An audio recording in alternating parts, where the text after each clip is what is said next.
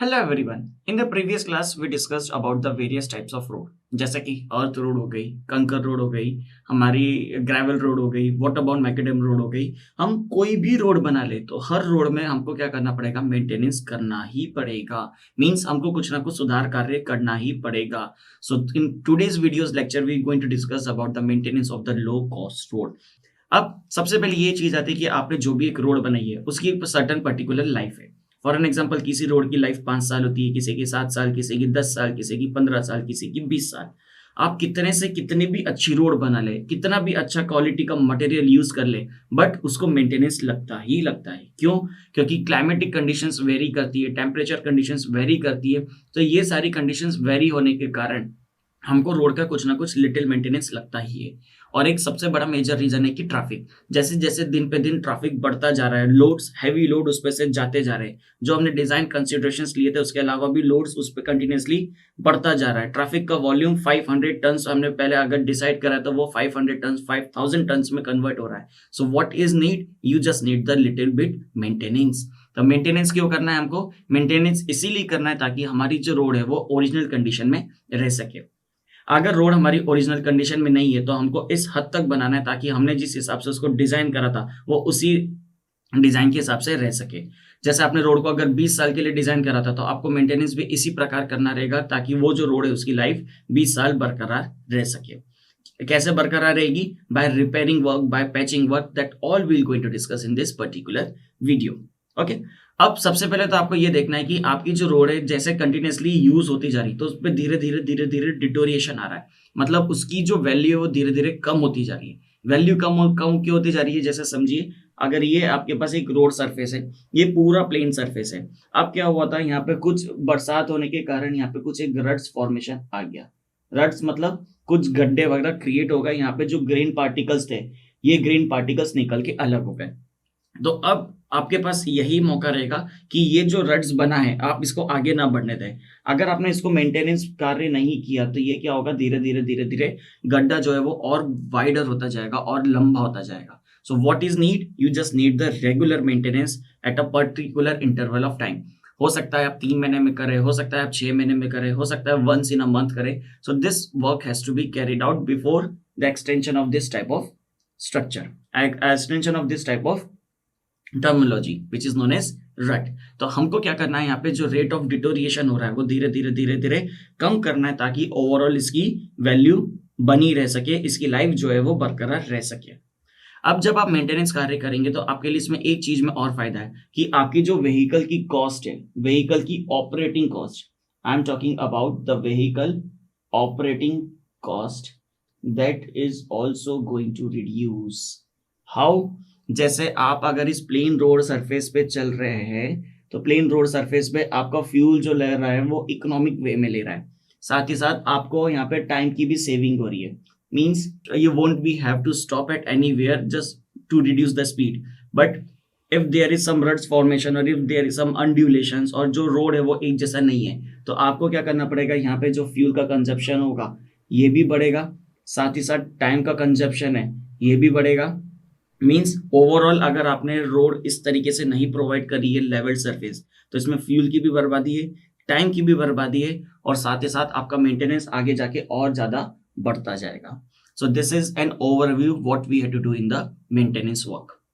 अब इसमें हम सिर्फ रोड की ही बात नहीं करेंगे, रोड के आइट साइड का जो हमारे पास वे रहता है उसको भी हमको ध्यान देना है। जस्ट फॉर एन एग्जाम्पल, अगर ये मेरा एक रोड का सरफेस है इतना इतना, तो इसको हम बोलते हैं ऑन कैरेज वे। क्या कहते हैं हम? ऑन कैरेज वे। और जो बाहर का हिस्सा रहता है, ये रोड के बाहर का जो हिस्सा रहता है इसे हम कहते हैं of carriage way. Of carriage वे जो दोनों साइड से रहता है। अब जब भी मैं रोड को बनाऊंगा तो मुझे इस चीज का भी मेंटेनेंस करना है और साथ ही साथ इस चीज का भी मेंटेनेंस करना है। ऐसा नहीं कि मुझे सिर्फ रोड का ही मेंटेनेंस करना है। अगर मैंने सिर्फ रोड का ही मेंटेनेंस करा तो यहाँ पर क्या होगा, अनड्यूलेशन सरफेस होगी, यहाँ पे जंगली पेड़ पौधे उगते जाएंगे, यहाँ का जो आपने ड्रेनेज वगैरह प्रोवाइड करा है ये फुल होता जाएगा तो बरसात का पानी यहाँ से नहीं पास होगा तो वो अल्टीमेटली रोड पर ही आएगा। तो ये सारी चीजों का आपको ये दोनों 1 and 2, of carriage way, on carriage way, इन दोनों का ध्यान रखना है ताकि आपकी जो रोड है उसकी लाइफ बरकरार रह सके। अब ऑफ कैरेज वे में क्या क्या आ सकता है, हमारे पास शोल्डर्स आ सकते हैं, हमारे पास कर्व आ सकते हैं। याद है आपको कर्व हमने पिछली क्लासेस में डिस्कस करा था, एक बार फिर से देखते हैं। अगर ये मेरी एक रोड सरफेस है, तो रोड सरफेस पे जो उठा हुआ हिस्सा रहता है जहां से हमारा शोल्डर या फुटपाथ स्टार्ट होता है, so this terminology is known as kerb. Kerb मतलब रोड से थोड़ा सा उठा हुआ हिस्सा जहां से हमारा फुटपाथ वगैरह स्टार्ट होता है, this point is known as kerb. Kerb क्या करता है, यहाँ की जो सॉइल है उसको रोड पे नहीं आने देता है, साथ ही साथ रोड का जो ट्रैफिक है वो इधर फुटपाथ पे नहीं आने देता है। So it will going to act as a median between the shoulders and the right of way. तो ये ऑफ कैरेज वे की चीजें, जैसे कि हमारे शोल्डर्स हो गए, हमारे स्लोप्स हो गए, हमारे ड्रेनेज फैसिलिटीज हो गई, तो ये सारे स्ट्रक्चर्स को भी हमको मेंटेन करना है। साथ ही साथ इस रोड के ऊपर जो भी माइनर क्रैक्स आ रहे हैं, माइनर रिपेयरिंग आ रही है या मेजर रिपेयरिंग वगैरह आ रही है, इन सारी चीजों को हमको मिनिमाइज करना है ताकि हम हमारी रोड की लाइफ को बरकरार रख सके। तो इसके लिए हमको क्या करना पड़ेगा, कुछ रूटीन मेंटेनेंस करना पड़ेगा, कुछ पीरियोडिक मेंटेनेंस करना पड़ेगा, या हो सकता है कभी कभी इमरजेंसीज वगैरह में भी करना पड़ सकता है। इमरजेंसीज कब होगी, जैसे आपने एक रोड के नीचे ब्रिज बनाया है और वो ब्रिज में कुछ क्रैक्स वगैरह आना स्टार्ट हो गए, so you have to take an immediate action.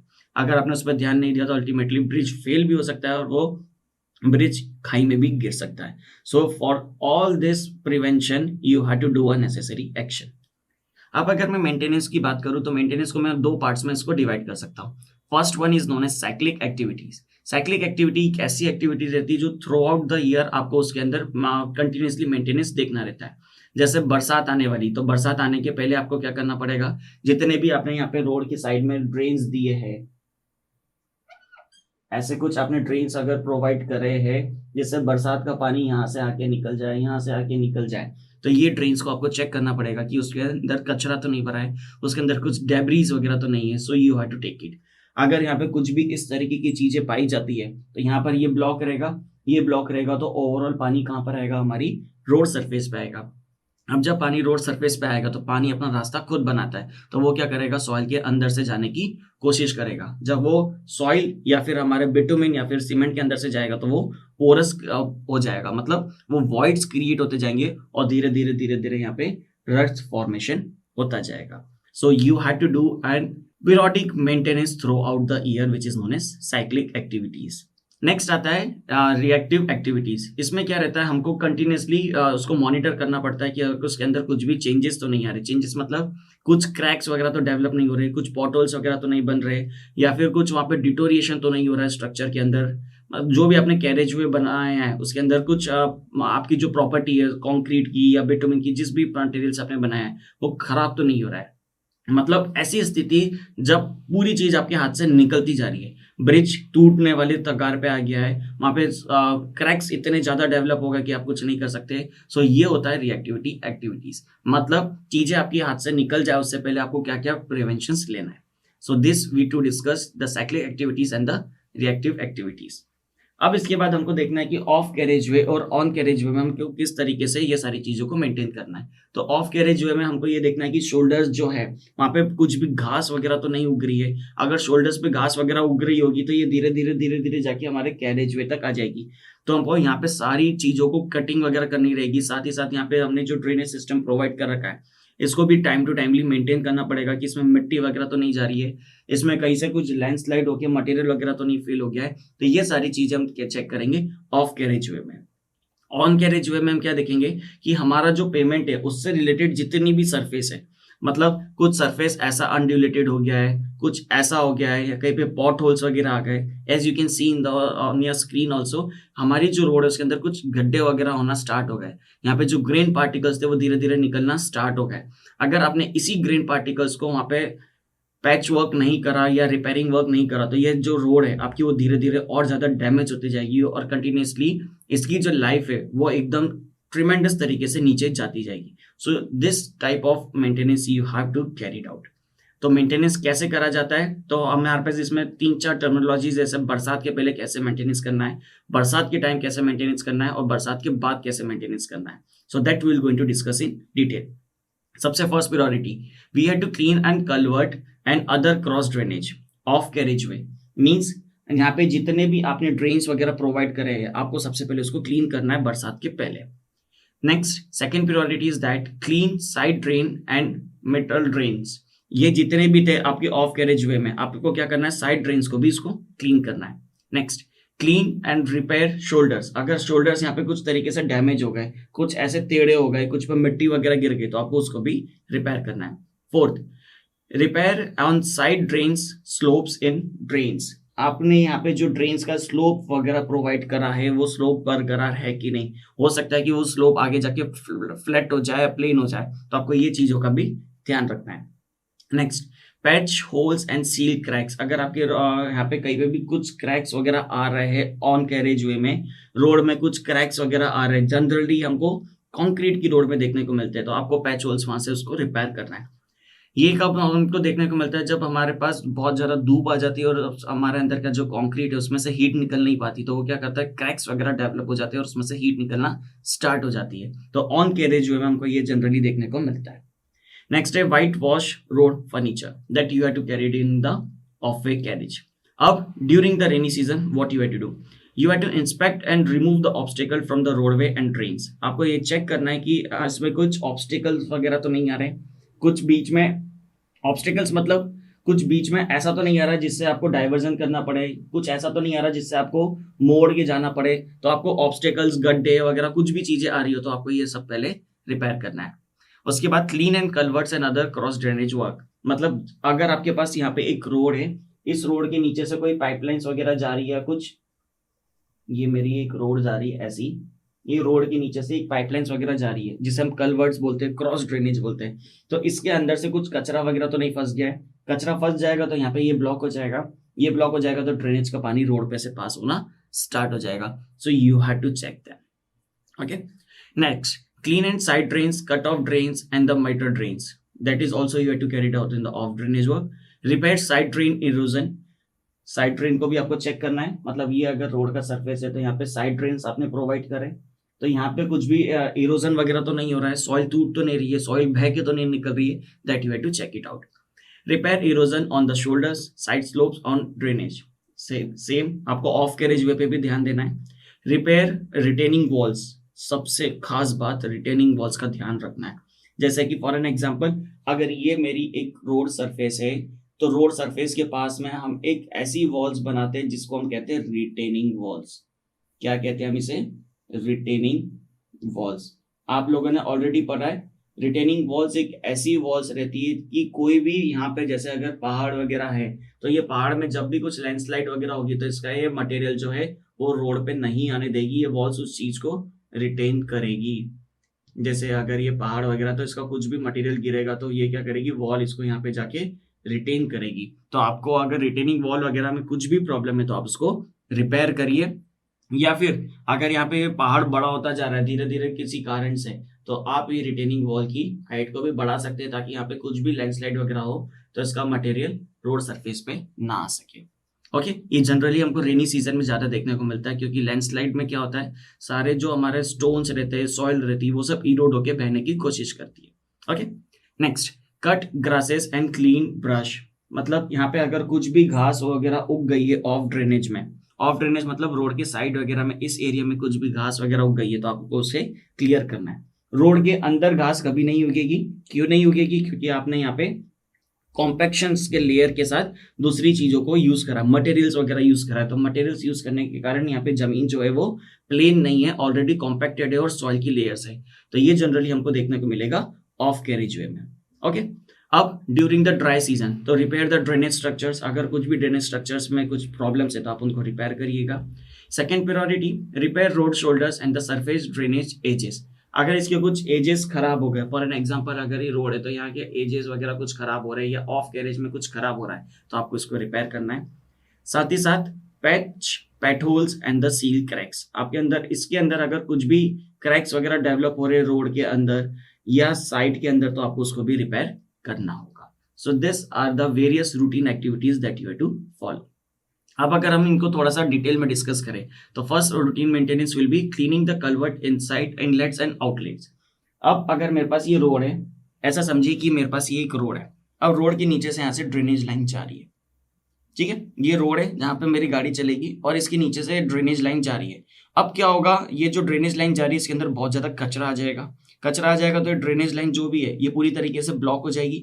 ये ब्लॉक हो जाएगी तो क्या होगा, धीरे धीरे फ्लो बढ़ेगा ड्रेनेज का, और ये जो फ्लो है ये रोड के ऊपर से जाना स्टार्ट हो जाएगा। तो रोड के नीचे से अगर कुछ भी कलवट जा रहा है तो उसका इनलेट और आउटलेट हमेशा क्लियर रहना चाहिए। अगर इनलेट या आउटलेट कहीं पर भी कचरा फंस गया तो ये क्या करेगा, रोड के ऊपर से जाना स्टार्ट कर देगा। और अगर एक बार पानी या गंदा पानी कुछ भी रोड के ऊपर से गया तो वो क्या करेगा, अपने साथ ग्रेन पार्टिकल्स को ले जाएगा, जिससे मेरी रोड के अंदर फिर से रट्स फॉर्मेशन बढ़ता जाएगा। तो आपको ये देखना पड़ेगा कि वो जो हमारा क्लीनिंग पार्ट है वो सबसे प्रायोरिटी पे होना चाहिए। साथ ही साथ अगर मेरे ब्रिज है तो उसके नीचे से भी अगर कुछ बह रहा है तो वहां पे भी कुछ भी डेब्रीज वगैरह इकट्ठी नहीं होनी चाहिए। ये जनरली प्रैक्टिस होती है। आप देख सकते हैं आपकी स्क्रीन पे एक डायग्राम है, ये ब्रिज है। ब्रिज के अंदर सबसे पहले हमारे पास 2 अबैटमेंट्स रहते हैं और उसके बाद साथ ही साथ बहुत सारे पियर्स रहते हैं।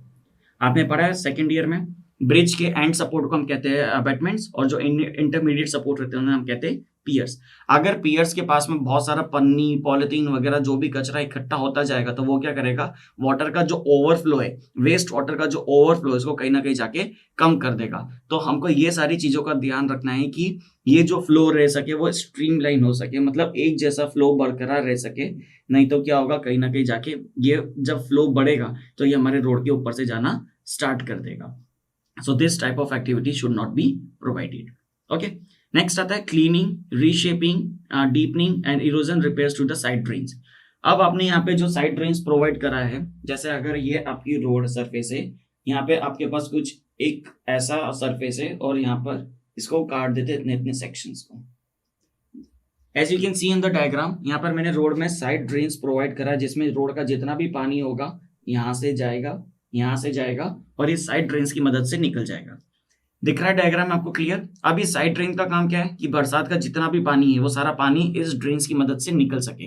तो साइड ड्रेन्स के लिए आपको क्या करना पड़ेगा, यहाँ पे कुछ भी ट्रीज वगैरह का डिपोजिशन, ट्रीज की ब्रांचेस, पत्तियां, पेड़ पौधे, यहाँ पे कुछ भी नहीं उगना चाहिए। साथ ही साथ अगर कुछ भी हो रहा है तो यहाँ पे कंटिन्यूस क्लीनिंग होनी चाहिए, ताकि ये सारा पानी जो रेन वाटर का है या किसी भी रीजन से पहाड़ से लैंडस्लाइड होकर कुछ भी आ रहा है वाटर वगैरह, तो ये यहाँ से इजीली ड्रेन आउट हो सके। साथ ही साथ आपने यहाँ पे जो ड्रेन्स दिया है इसका प्रॉपर स्लोप या कैम्बर होना चाहिए। ऐसा नहीं कि पानी जो वो एक जगह आके भर गया। It should be in a camber with a maximum slope of 1/25। इतना पानी रहेगा तो वो वहां से इजीली निकलता जाएगा। नेक्स्ट आता है repair of the damage drain line. आपने ये जो ड्रेनेज लाइन प्रोवाइड करी थी किसी कारण से डैमेज हो गई, इसकी जो लाइनिंग थी वो किसी कारण से टूट गई, तो आपको सबसे पहली प्रायोरिटी पे इसको क्लीन करना पड़ेगा और इसको रिपेयर करना पड़ेगा। अगर ये यहाँ से डैमेज को आपने रिपेयर नहीं करा तो अल्टीमेटली क्या होगा, यहाँ पे सारा डिपोजिशन होता जाएगा, जितने भी सॉइल पार्टिकल्स है, जितने भी डेब्रीज है, और ये जब डिपोजिशन होगा तो सारा पानी यहाँ पे इस रोड सरफेस पे इतने इतने एरिया पे आके एक्यूमुलेट हो जाएगा। So that type of practice should not be avoided. इसके बाद आता है repair and replace the scour check. मतलब आपका ये जो सरफेस है जहाँ से ये पानी जा रहा है तो यहाँ पे स्कोरिंग वगैरह तो नहीं हो रही है, मतलब यहाँ पे बहुत ज्यादा मटेरियल का डिपोजिशन तो नहीं हो रहा है। डिपोजिशन कैसे, जब भी पानी बह के जाता है तो उसके साथ मिट्टी भी रहती है, बट कुछ मिट्टी ऐसी रहती है जिनकी स्पेसिफिक ग्रेविटी बहुत ज्यादा रहती है, तो वो क्या होते हैं नीचे जाके यहाँ पे जाके डिपॉजिट हो जाते हैं। तो यहाँ पे ओवरऑल वॉल्यूम कम हो जाता है हमारे साइड ड्रेन का, मतलब जितना पानी बहना चाहिए यहाँ पे डिपोजिशन इतना सारा होने के कारण यहाँ पे पानी नहीं बहता। So that should be repair and the replace. मतलब अगर यहाँ का सरफेस भी पर्कुलेशन वगैरह हो रहा है, यहाँ पे कुछ पानी इनफिल्ट्रेट वगैरह भी हो रहा है, तो आपको इन चीजों का भी ध्यान रखना है कि पानी जो है वो इनफिल्ट्रेट बरकरार रहता रहे, ताकि यहाँ का भी ओवरऑल वॉल्यूम कम हो सके, और साथ ही साथ यहाँ की क्लीनिंग का भी आपको ध्यान रखना है। अब बहुत सी बार ऐसा भी होता है कि जब अब बरसात बहुत ज्यादा तेज हो जाती है तो आपने ये जो साइड ड्रेन्स वगैरह बनाए ये डिसमेंटल हो जाते हैं, ये टूट जाते हैं, ये कट जाते हैं या मिट्टी बह जाती है। तो आपको ये चीज भी ध्यान रखना है कि अगर कुछ इस टाइप की एक्टिविटी हो रही है तो जैसे ही वो बरसात पहले रुकेगी तो आपको वहां पर एम्बैंकमेंट जो रहेगा उसको सुधार कार्य करना पड़ेगा, ताकि यहाँ से पानी आगने वाली बरसातों में यहाँ से पानी निकल सके।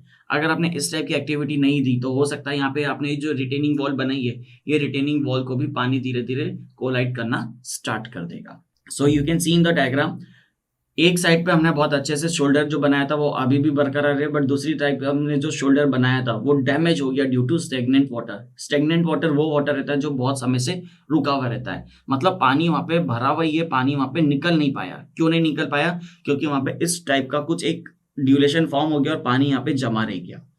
अब ये पानी को निकलना कैसे था, ऐसे निकलना था, बट कुछ मिट्टी यहाँ पे आके इकट्ठी हो गई और ये पानी सारा यहाँ पे इकट्ठा हो गया। तो हमने जो शोल्डर बनाया था वो पूरी तरीके से डैमेज हो गया। तो हमको क्या करना पड़ेगा, इस एक्स्ट्रा वाले पोर्शन को फिर से तोड़ना पड़ेगा ताकि पानी यहाँ से स्लोप के थ्रू निकल सके, जिसे हमने नाम दिया है अर्थन शोल्डर रिपेयर।